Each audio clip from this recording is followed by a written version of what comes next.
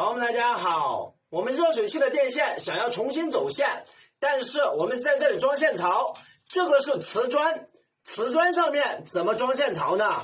我们都知道这个瓷砖非常脆，很多的新手电工拿着电钻往这个瓷砖上面打孔，这个瓷砖一打就裂，不仅有一个大窟窿，而且瓷砖会裂开，这样子业主肯定不满意，肯定要赔钱的。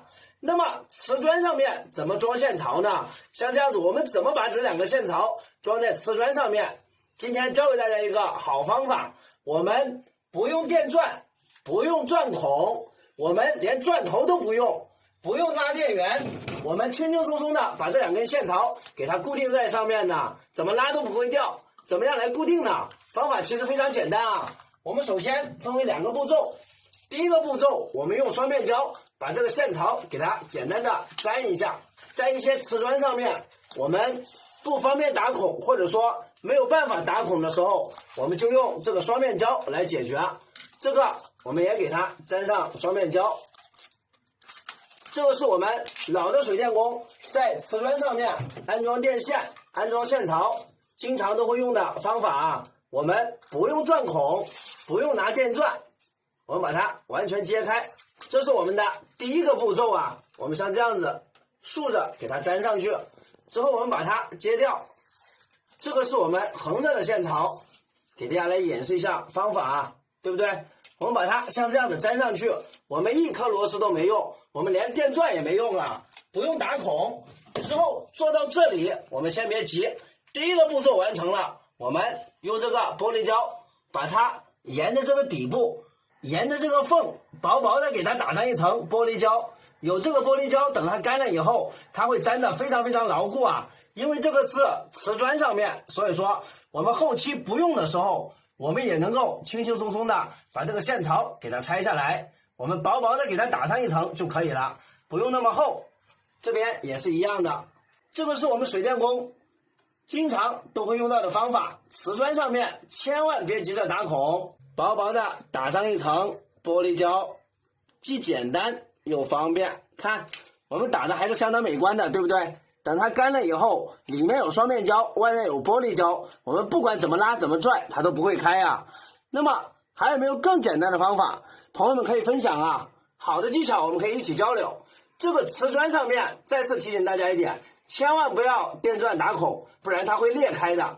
重新铺瓷砖太麻烦了，简单又方便。感谢大家的收看。Hello， 大家好。新来的电工师傅在给瓷砖打孔的时候，把业主家里面的瓷砖打裂了、打开了，遭到了业主的投诉。那么我们今天就重点来聊一聊，如何在瓷砖上面打孔，这个瓷砖怎么样来打孔才不会裂开。我们的冲击钻在墙上面打孔是完全没有问题的。我们来看一下，在墙上面打孔完全没有问题。但是打瓷砖，我们来看一下，这个瓷砖周围已经裂开了。我们来看一下，这个瓷砖已经裂开了，也就是说，冲击钻千万不能够用来打瓷砖。像这种情况，业主不投诉才怪。所以说，我们碰到这种情况，这个冲击钻就不要再用了，它是专门给墙打孔的，瓷砖一打就裂，这种情况下非常的难看，补救非常的麻烦。那么我们来看一下应该如何来打孔。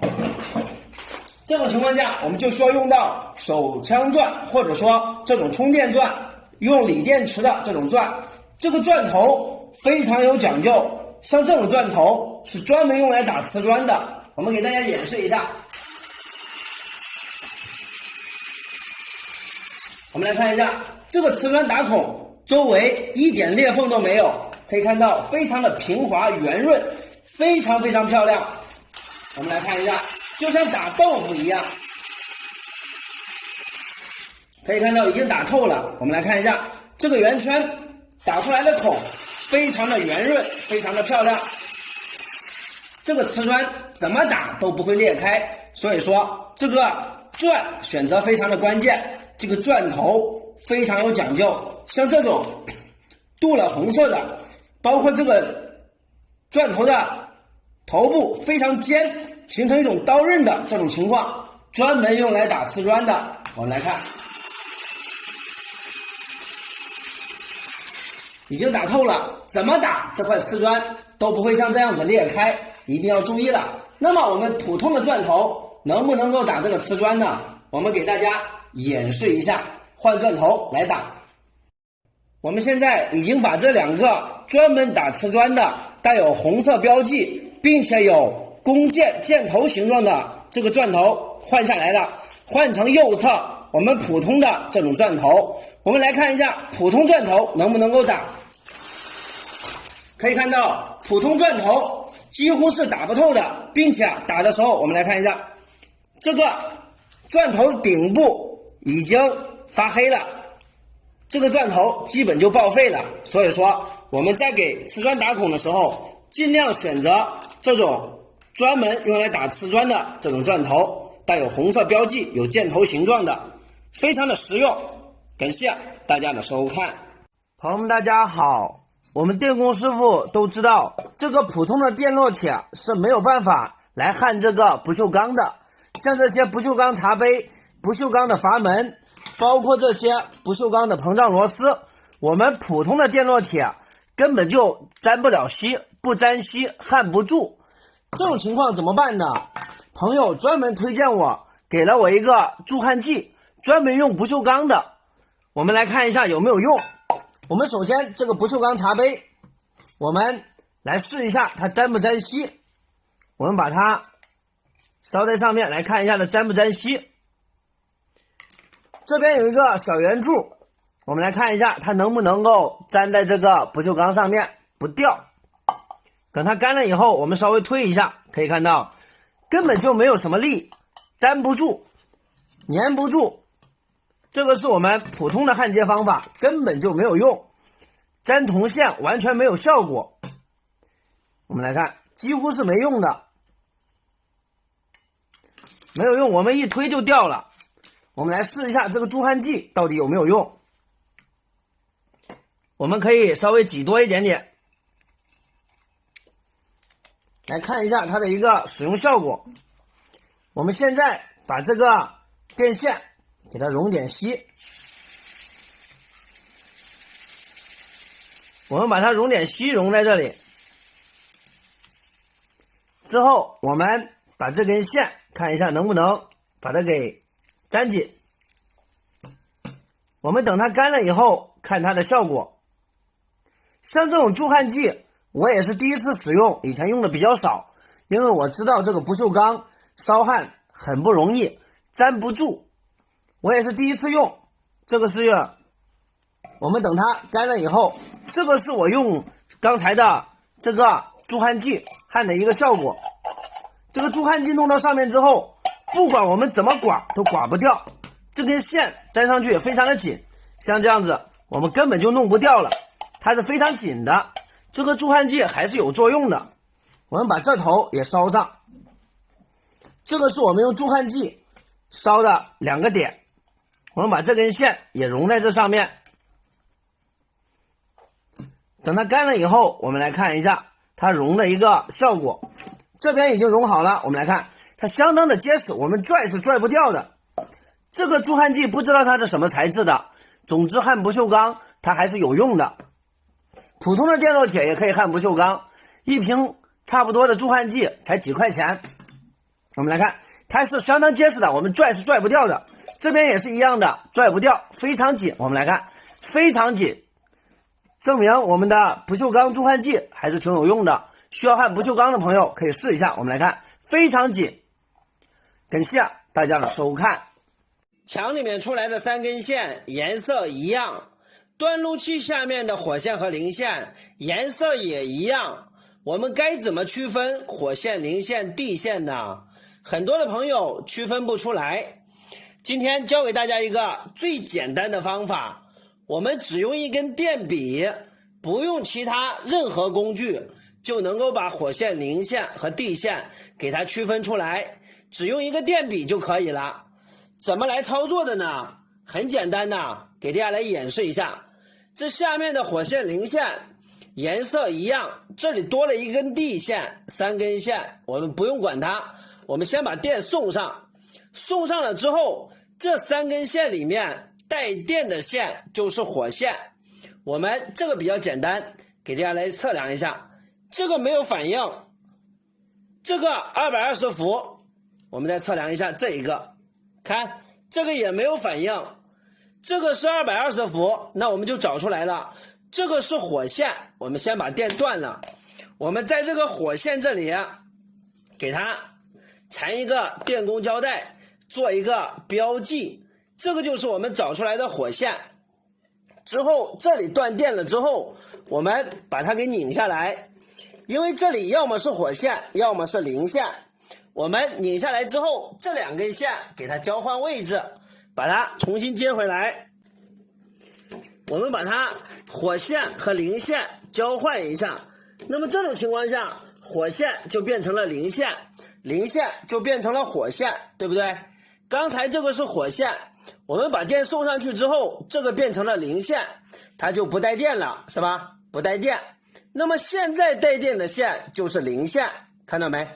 这个220伏它就是零线，因为我们火零对调了。我们来测量一下这一个，这个仍然是没有反应的，那么这个就是零线，我们把电闸断了，在零线这里做一个标记就可以了。同样的，给它做一个简单的标记，我们用绿色的。之后我们把这两根线重新给它换回来，把火线仍然接在火线的位置，零线仍然接在零线的位置，我们把它接进去。现在火零给它重新接回来了，接完了之后就是这种情况，我们再把电送上。现在火线看到没？带电了，这个是零线，有个感应电，那么这个就是地线，完全没有反应。这样子我们用一支电笔就找出了火线、零线和地线，是不是很简单？一起学习，一起交流。感谢大家的收看。好，我们大家好，这两根不锈钢软管该怎么接在一起呢？碰到这种情况，很多的师傅都很头疼啊，因为它比较硬，不容易弯，并且很难接在一起，不漏缝隙。碰到这种情况，先别急，教大家一个实用的小技巧，我们完美的接在一起啊，不漏水也不漏气。我们首先准备这样子的卡套，之后准备这个打窝器，还有这种小垫片，给大家来演示一下它的一个使用方法。我们首先在这里打窝，让这1、2、3、4圈螺纹变得拧在一起啊。我们来看，我们卡住4圈螺纹，把它拧在一起。之后我们找个锤，用力的砸打窝器，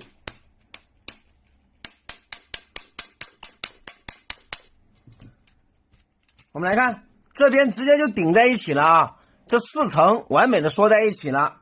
这一个头我们也这样子处理啊，我们通过这个打窝器1、2、3、4把它重叠4层之后把它锁住，像这样子用力的敲打啊，我们受力尽量均匀一点。我们来看，这样子我们基本上就敲打在了一起。我们来看1、2、3、4叠加了4层，这样子我们还是没办法接的，先别急，把这个东西我们来看，把这个卡套套进去，这个垫片我们把它切开来用啊，它本身就是切开来用的。我们来看，它可以刚好卡在这里，我们把它往里面压一点点，我们来看是不是直接卡套式我们就做好了。这边也是一样的，把这个卡簧垫片给它装上之后，我们往上移，可以看到这样子我们就做好了这两个卡套式，我们就做好这个接头了。之后我们找一个中间接头啊，我们来看，我们这样子就把它给接在一起了。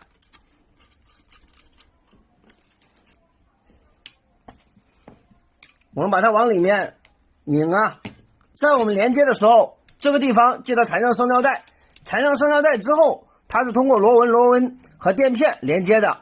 这种情况下，不管我们这根不锈钢软管用的是气管还是水管，它都不会漏啊。我们来看，非常的结实，这个才是正确的连接方法，简单又实用啊。朋友们觉得怎么样呢？有没有更好的方法可以分享？我们一起交流。感谢大家的收看。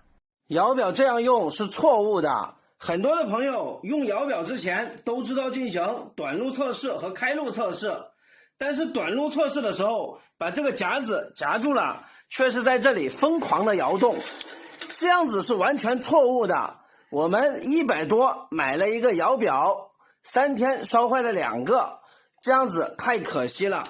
都是同一个毛病，在进行短路测试的时候疯狂摇动这个手柄导致的，这样子是严格禁止的。我们电工一定要明确呀，这个摇表是专门测量绝缘电阻的工具，它都有一个电压等级，这个是500的，有1500的，有2000的。那么使用这个摇表，它是测量绝缘电阻之前，我们需要进行2个测试，一个开路测试，一个短路测试。开路测试，我们让这2个夹子夹在这2个位置，这样子悬空放在这个位置，不让它接触。之后我们摇动这个手柄，看到没？这个指针每分钟120转左右摇动手柄，指针偏向于无穷大，证明是正常的。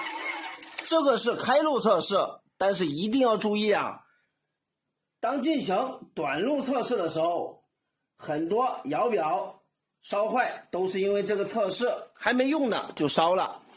短路测试我们把它夹好了之后，千万不要使劲摇，我们只需要简单碰一下，它能够归零就可以了。看，就是这种情况，简单碰一下能够归零就可以了。为什么呢？因为这个摇表相当于一个手摇发电机，这种情况下它的输出是直流电，一个正极一个负极，现在我们就相当于把正负极短接在了一起。举一个最简单的例子，直流电我们把它当做一个电池，现在把电池的正极和负极给它短接在了一起，你说电池发不发热？电池是不是很容易就烧坏了？这个照火表也是一样的道理啊。现在相当于短接，这个指针不用的时候是在中间这个位置，我们轻轻一碰，它能够归零，证明它是好的，这样子就可以了。疯狂摇动它是会坏的。那么它是好的，这个照火表怎么用呢？给大家来演示一下。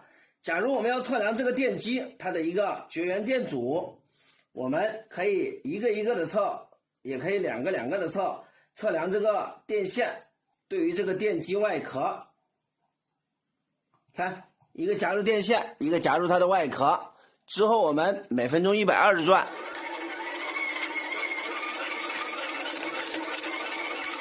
看到没？指针偏向于无穷大，证明是正常的。如果指针轻轻一摇归零了，就证明它的绝缘不合格，是会漏电的，是不是很简单？千万别短路的时候疯狂摇，这样子是会烧坏的。感谢大家的收看。